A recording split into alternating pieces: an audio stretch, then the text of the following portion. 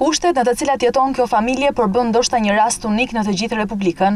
Këtu jeton babai me 4 fëmijët e tij, por që përbën një problem vërtet shqetësues është fakti se të gjithë pjesëtarët vuajnë nga probleme mendore.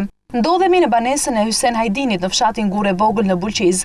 Nëna i ka braktisur ata që prej 13 vitesh, ndërsa sot përjetojnë ditë të trishta në presionin e jetës, që duket se nuk i pranon ashtu siç janë. Fëmia më i vogël është 17 vjeç, kurse më i madhi 24 vjeç dhe sipas fëmijëve ata shpesh shihen tek bëjnë dhe veprime të pavedishme që bien ndesh me moralin shoqëror. Familja Hajdini jeton në kushte mizerabël në një dhomë të vogël, gjë që duket edhe nga pamja që s'ka nevojë për komente. Në këto kushte, sekretari i komunës Gurë, Mustafa Hajdini, bën apel për marrjen e fëmijëve nën përkujdesjen e shtetit ose të ndonjë shoqate që trajton këtë kategori të sëmurësh, të paktën për të 2 djemtë që janë dhe me mec. Dhe tani ato janë të gjithë të pandërgjeshëm, të gjithë tani janë moshë rritur, mosha më e vogël e tyre janë 2 djemë dhe 2 vajza dhe i arti, i seni, janë të gjithë pandërgjeshëm, nuk kanë mundësi të bëjnë asnjë veprimi, ato janë futen në zjarr, bëjnë veprime të pandërgjeshme, pa kontrollueme, dhe gjendja e tij është shumë e mjeruar.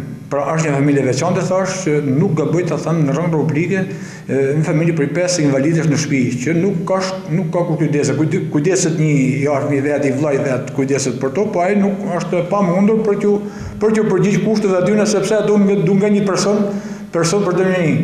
Ndërkohë, për fatin e familjes së Hysen Hajdinit, kujdeset i vllait i tij, i cili shprehet se ka të pamundur ta përballojë edhe për shkak të kushteve ekonomike të tij të rënduara, si dhe problemeve që ato shfaqin. A janë të gjithë smonë. Kujdesëm une. Për renusja.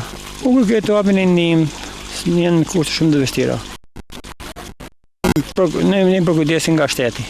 Rasti familjes Hajdini është një rast unik ndoshta në shkallë republike, e për këtë edhe vetë banorët kërkojnë sensibilizim nga strukturat përkatëse shtetërore dhe organizma të ndryshëm shoqëror për t'u ardhur në ndihmë.